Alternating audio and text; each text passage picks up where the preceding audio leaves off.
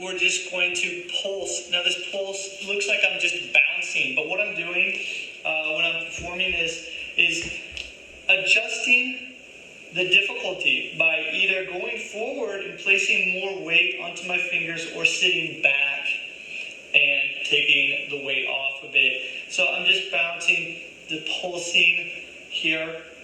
That's about 10 times I'm doing this.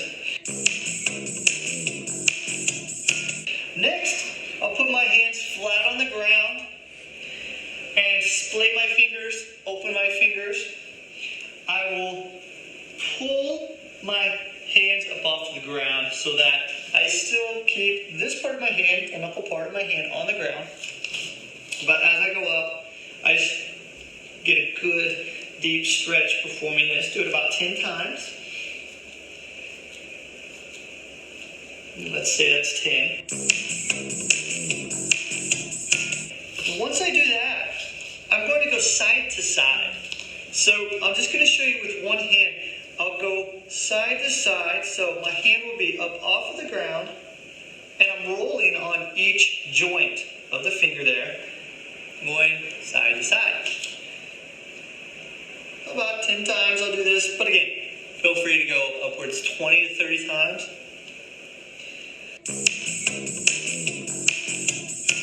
Okay, after this, I'll keep my fingers apart, and I'll keep my hands flat on the ground.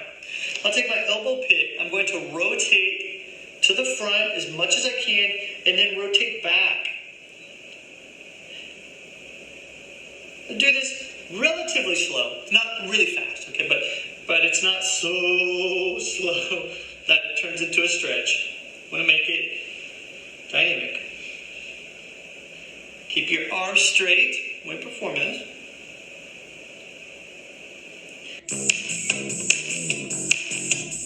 Okay, next, I'll take my fingers out to the side, and I'm just going to go side to side. However, when I go side to side, I make sure that I push away from the ground.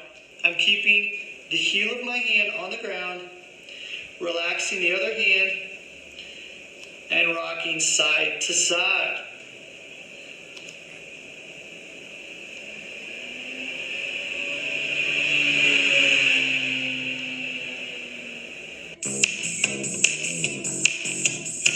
Okay, next I'm going to take my fingers and have them face my knees. I'll show you this from the side. If you have trouble with this in keeping the heel of your hand on the ground, or you might need to bend your arms in order to do that, that probably means that your hand is too far away from your knees. So either bring your knees forward or bring your fingers back. Either one's just fine. From here, with your arms locked out, you're going to exhale and sit back, making sure to keep your hands flat on the ground. It's going to go about 10 times. Exhale when you perform this. Okay, next, I'm going to flip my hands over.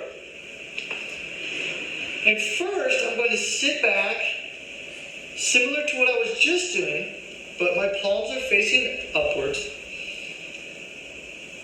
I'm just going to do this about 10 times.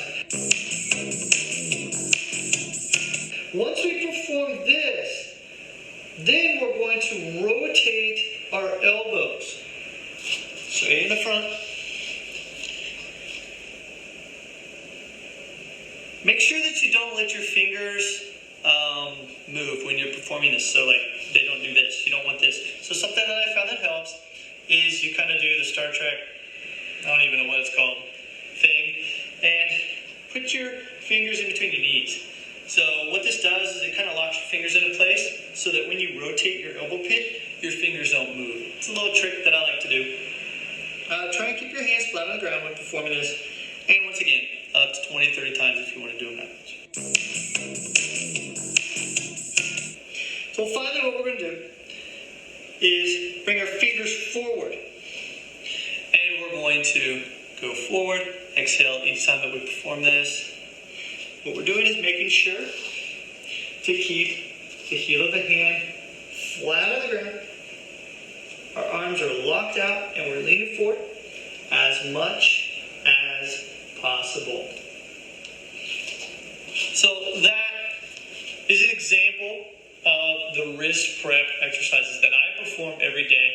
There are many, many more that we could do, but this is the little routine that I take all of my students through whenever we do a class. And really, if you are having trouble